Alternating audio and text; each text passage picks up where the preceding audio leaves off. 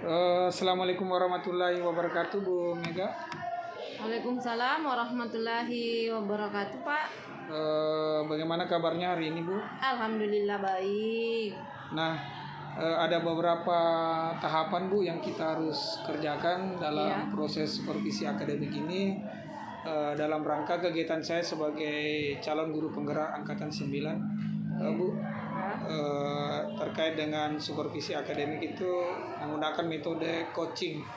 Jadi adapun langkah-langkahnya, Bu, ya sekarang kebetulan kita masuk di tahap awal, yaitu observasi pra observasi atau sebelum Ibu melakukan pembelajaran di kelas 10 pemasaran 1 ya. Iya. Betul ya, Bu ya? Iya, Pak. Nah, terkait hal ini, Bu, saya ingin menanyakan beberapa pertanyaan, Bu, terkait dengan kegiatan kita nantinya. Yang pertama itu, kira-kira tujuan pembelajaran Ibu pada saat pembelajaran nantinya itu di kelas 10 pemasaran 1 itu apa, Bu? Tujuan pembelajaran untuk nantinya siswa mampu membuat rencana pemasaran. Siswa mampu membuat rencana pemasaran. Jadi siswa mampu membuat Rencana pemasaran barang dan jasa. barang dan jasa. Ya. Nah, dari tujuan pembelajaran ini siswa mampu membuat rencana pemasaran barang dan jasa, Bu ya. Iya. Nah, terkait tujuan pembelajaran kita ini, kira-kira metode atau media yang Ibu gunakan nanti dalam pembelajaran Ibu nanti ini kira-kira apa, Bu? Untuk metode saya, Pak, saya menggunakan metode pendekatan saintifik, di mana nanti siswa mampu memiliki kapabilitas untuk berpikir kritis, analitis, dan mampu mengkomunikasikan. Jadi metode pendekatannya itu adalah metode yang digunakan itu pendekatan saintifik, dengan maksud harapan tadi itu siswa mampu lebih kritis. Ya, benar sekali, Pak. Iya, terkait dengan rencana pemasaran dan barang dan jasa. Iya. Kemudian model yang Ibu gunakan biasanya apa, Bu? Biasanya model pembelajarannya diskusi, terus nanti Diskusi, ya? presentasi. Mereka diajak berdiskusi, mengemukakan saran. Nah, inilah mereka akan menggali potensi untuk berpikir kritis, analisis, dan menyimpulkan konsep yang mereka temukan dan mengkomunikasikannya nanti. Oh ya, Bu, terima kasih, Bu. Jadi model yang digunakan itu diskusi. Tentunya anak-anak atau mereka ini nantinya saling berkolaborasi ya, benar, dengan mereka sendiri sama Ibu tentunya juga ya. Iya. Nah, dari ini, Bu, pembelajaran nantinya ini area pengembangan apa kira-kira ya? Area mana yang hendak Ibu capai? Pengembangan apa yang Ibu hendak capai terhadap murid-murid Ibu nantinya ini dalam pembelajaran ini? Sejalan dari tujuan pembelajaran, Pak, dengan strategi yang saya gunakan itu pendekatan saintifik. Jadi pengembangan yang kita inginkan ini adalah siswa mampu mengkomunikasikan konsep yang sudah ditemukan sesuai dengan tujuan pembelajaran, perencanaan, pemasaran produk dan barang atau jasa. Jadi mereka nantinya itu mampu mengkomunikasikan. Pada dasarnya mereka mampu mengkomunikasikan, menjual barang yang akan ditawarkan ke para konsumen. Jadi kita gali kemampuan mengkomunikasikan, berkomunikasi. Ya, seperti itu, Pak. Berarti kompetensi di sini mungkin kompetensi keterampilan, Bu ya? Iya. Jadi kompetensinya keterampilan berkomunikasi ya. Keterampilan berkomunikasi. Iya. Nah, dari area pengembangan yang Ibu rencanakan nanti untuk kegiatan pembelajaran di kelas, Bu. Nah, ini saya lihat ada kemampuan siswa untuk mengkomunikasikan perencanaan yang berkaitan dengan keterampilan mereka ya dalam menyampaikan atau kalau tentunya kalau saya lihat ini pemasaran barang dan jasa, artinya bagaimana dia kalau pemasaran yang menjual ya. Iya. Jadi berkomunikasi di Jelas sini kan, maksudnya dengan customer mungkin Bu ya. Oh ya seperti itu. pelanggan. Ya, kemudian pertanyaan saya berikutnya Bu, ya strategi apa kira-kira yang Ibu persiapkan dalam mencapai atau menggolkan area pengembangan Ibu ini dalam hal keterampilan. Jadi strategi yang Ibu siapkan nantinya di dalam pembelajaran itu Ya, kira-kira apa itu? ya, dalam proses pembelajaran nanti strategi yang saya gunakan yang pertama saya akan membagi kelompok dulu. Membagi kelompok anak-anak secara heterogen. Ya. Nanti kita kasih instruksi untuk berdiskusi, memberikan materi. Mereka berdiskusi itu untuk saling berkolaborasi, untuk mengemukakan pendapat, mencari konsep bagaimana sih sistematis dari pembuatan rencana pemasaran produk barang dan jasa. Dengan pendekatan yang tadi Pak, saintifik dengan konsep yang 5M. Dari mulai mengamati sampai pada mengkomunikasikan konsep yang mereka temukan yang 5M ini. Nah, setelah itu nanti mereka presentasi. Dari presentasi itulah kita akan menilai anak-anak kemampuan berkomunikasinya, menyampaikan konsep yang mereka sudah susun secara sistematis. Seperti itu, Pak. Oh iya. Jadi mungkin saya perjelas sedikit Bu, ini 5M tadi maksudnya apa ini Bu ya? Yang pendekatan saintifik kan ada konsep 5M. Oh iya Pak, saya yang kira. menanya. Iya. Nah, itu yang saya kita aplikasikan nanti pada proses pembelajaran. Ya, pikiran saya ini teknisnya Ibu dalam mencapai area pengembangan tadi keterampilan ternyata ya kaitannya dengan model-model yang Ibu gunakan tadi ya. Kan? Ya benar-benar. Saya rasa terima kasih Bu, Bu Mega Aprianti selaku guru pemasaran di jurusan pemasaran di SMK Negeri 1 Palopo. Jadi kegiatan hari ini terkait dengan pra-observasi saya rasa cukup Bu ya. Jadi di sini saya ulangi kembali Bu, jadi tujuan Ibu yang ingin capai itu adalah anak-anak mampu membuat rencana pemasaran baik itu barang maupun jasa. Kemudian model yang Ibu gunakan itu saintifik, pendekatan saintifik, kemudian modelnya metodenya tadi ya, kemudian modelnya diskusi atau berkolaborasi dengan baik itu antara murid dengan murid, Ibu sendiri dengan murid Ibu sendiri. Kemudian area yang khusus Ibu ingin kembangkan itu keterampilan, di sini saya lihat ada di catatan saya. Kemudian strategi yang Ibu akan gunakan itu terlebih dahulu membagi dalam beberapa kelompok. Kelompok kecil kayaknya Bu ya? Ya, kelompok kecil. Kelompok kecil dengan pendekatan saintifik yang 5M tadi. Ya. Oke. Jadi saya rasa cukup Bu pra-observasi kita hari ini tanggal 23 Januari 2024. Mungkin nanti kita lanjut di observasinya Bu. Iya Pak. Saya lihat jadwalnya Ibu itu di tanggal di hari Kamis ya. Hari Kamis. Iya, hari Kamis jam ke-6.7. Oke Bu, saya rasa Bu untuk observasi kita hari ini saya rasa cukup Bu. Terima kasih banyak atas waktunya. Iya, makasih juga Pak.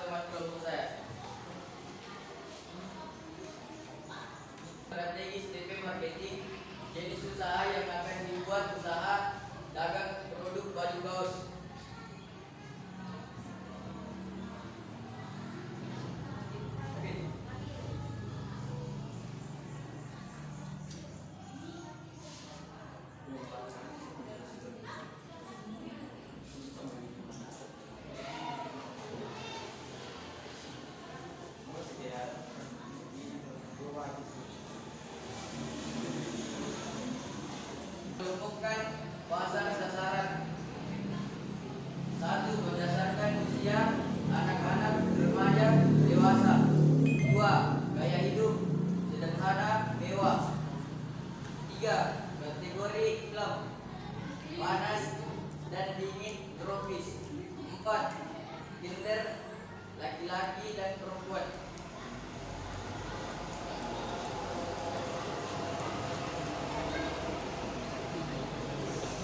Jadikan sasaran penawaran produk baju kaos. Dikhususkan baju kaos untuk laki-laki semua usia.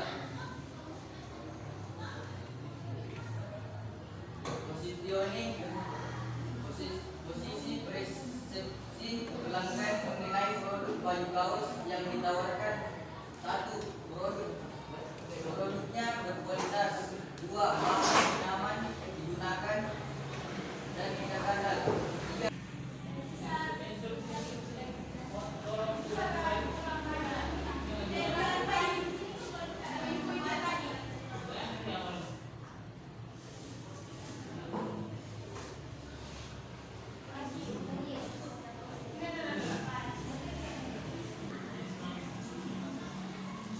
Saya akan membuka sesi tanya jawab.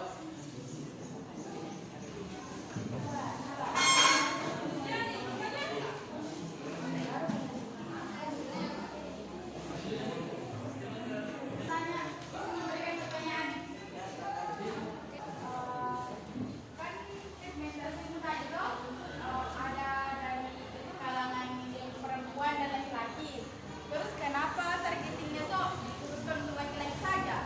Nah, yang jelas kita yang di segmentasi tuh ada perempuan juga, gendernya tuh laki-laki perempuan, tapi kenapa di targeting itu untuk dikhususkan untuk laki-laki saja? Bagian segmenting kan bagian segmenting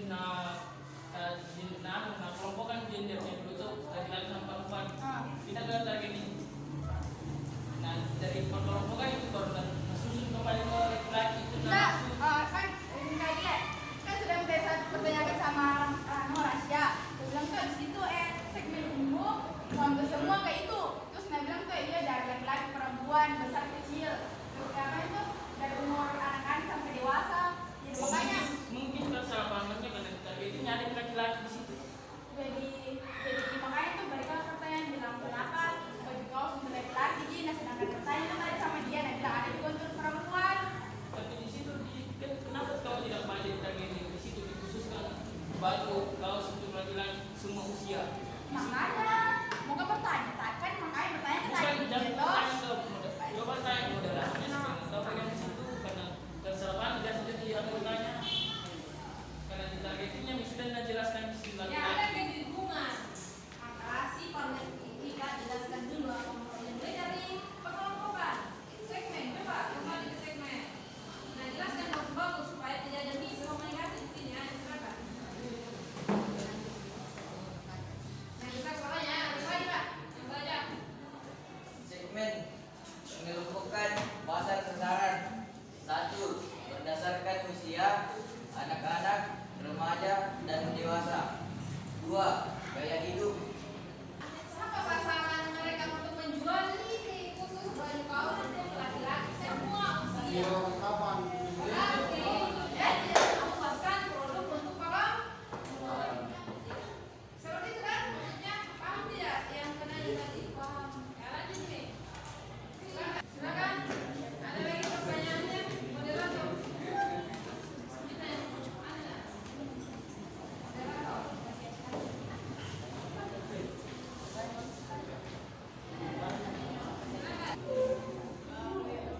Apakah masih ada yang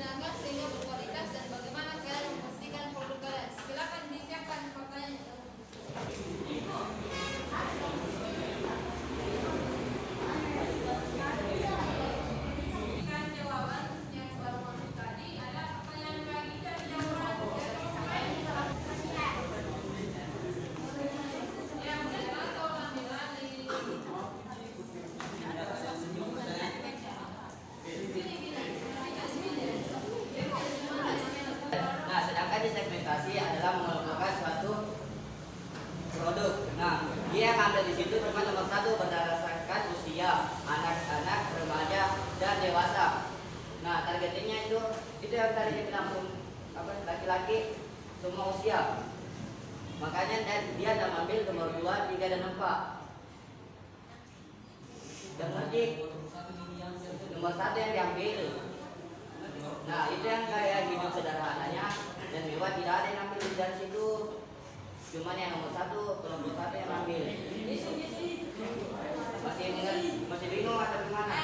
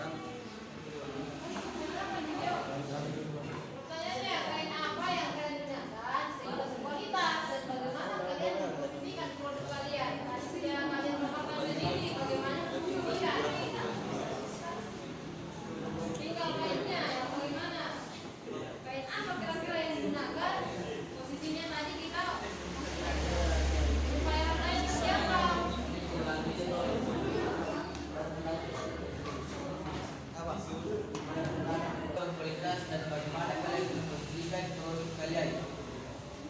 Kain yang digunakan di produk baju kami kain yang standar dan yang gatal.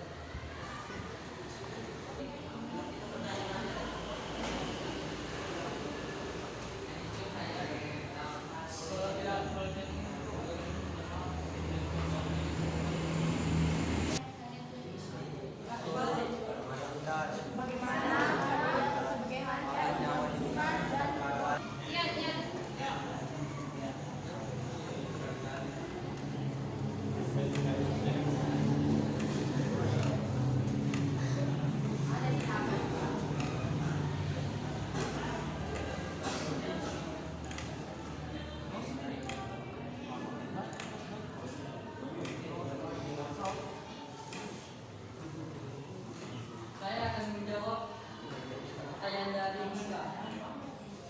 Kami akan mempromosikan produk kami melalui media sosial seperti Facebook, Instagram, dan lain-lain.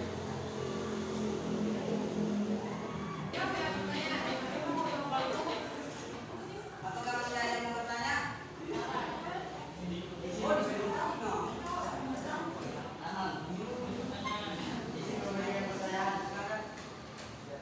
Dari mana Anda menyatakan produk Anda nyaman dan gatal? Karena memperoleh banyak kualitas dan bisa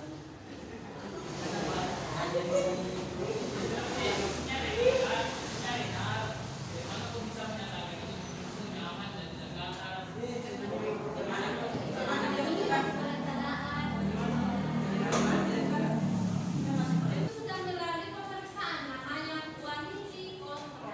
Jadi sebelum setelah barang diproduksi, ada bagian yang memeriksa barang layak tidaknya ini dipasarkan. Nah dari quality control ini kita sudah tahu bahannya ini sudah layak, sudah nyaman, sudah ini sesuai dengan yang akan di apa? Ya, paketnya kita. Oke, Pak. Produk kualitas buatan konsumen, membuat produk yang berkualitas, kain yang gatal, nyaman dikulik, desain yang rapi, harga yang terjangkau, inovasi.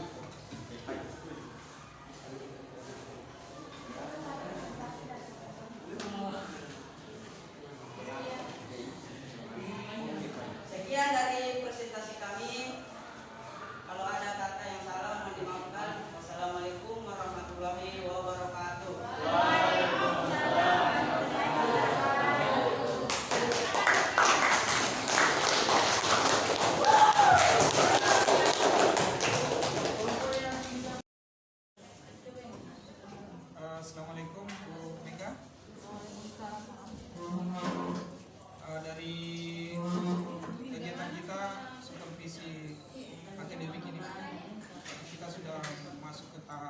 akhir, yaitu coaching untuk supervisi akademik berdasarkan observasi yang saya lakukan kemarin di kelasnya Ibu Mega.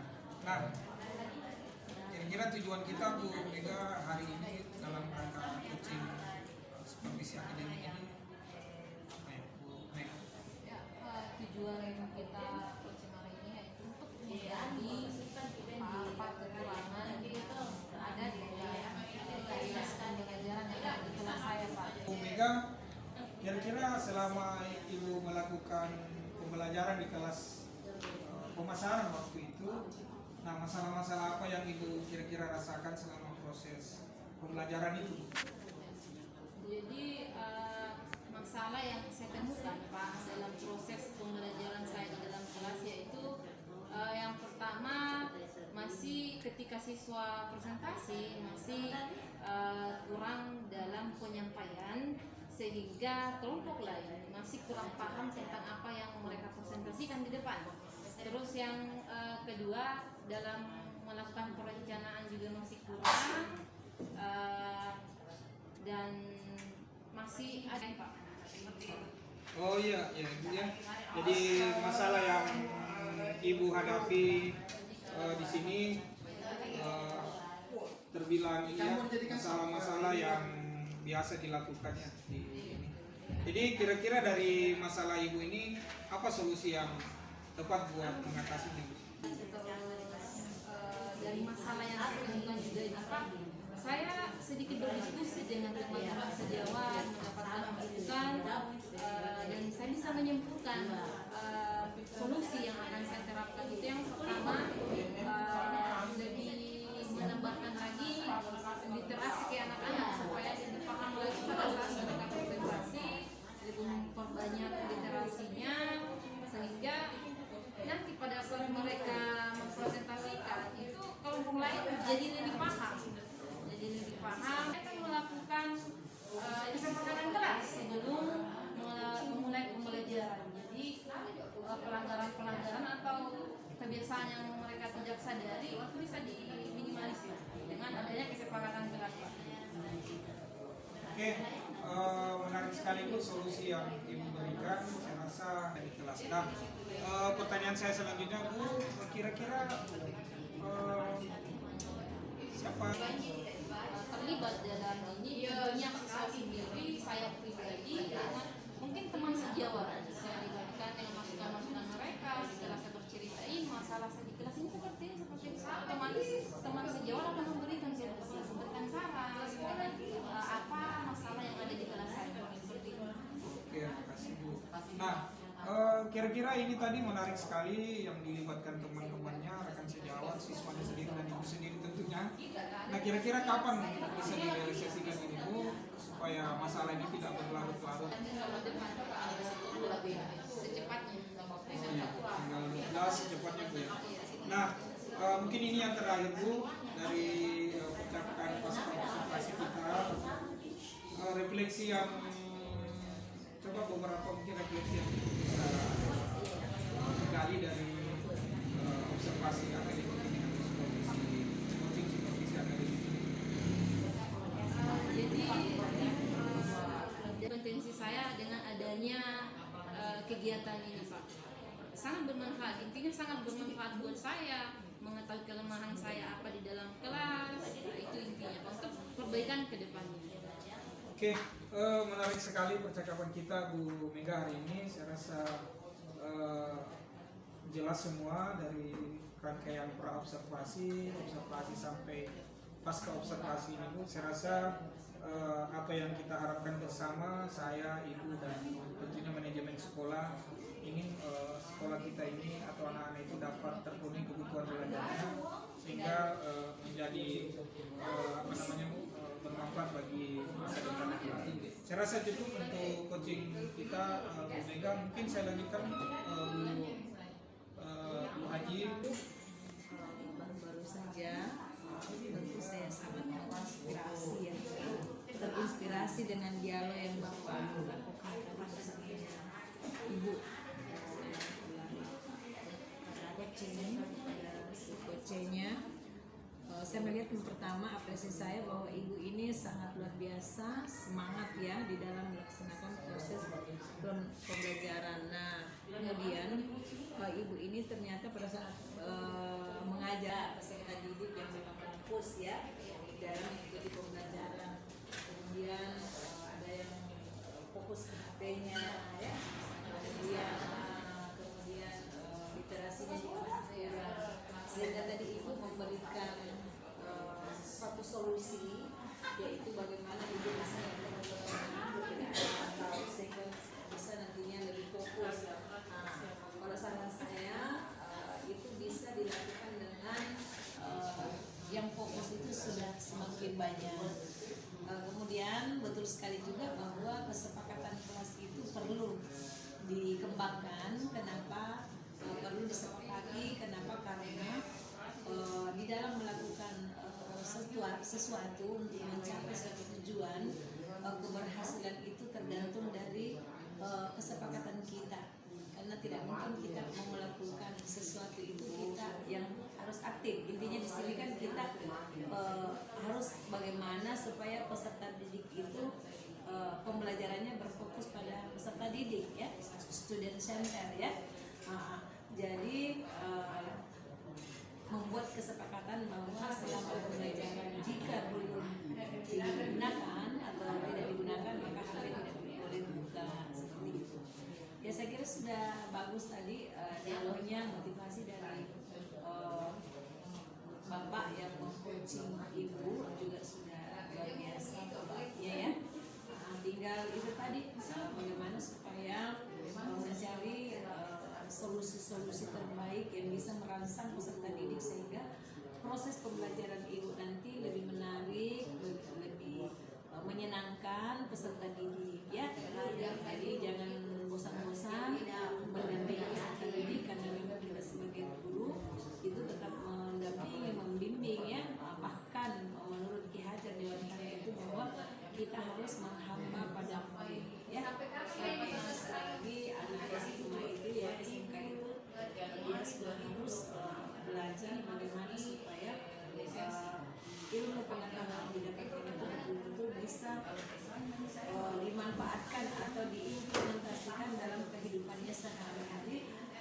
Mengingat sekolah ini adalah sekolah kejuruan yang memang berfokus untuk peningkatan kualitas skill ya peserta didik, selain tentunya knowledge-nya ya dan karakter. Terima kasih sudah mengundang saya untuk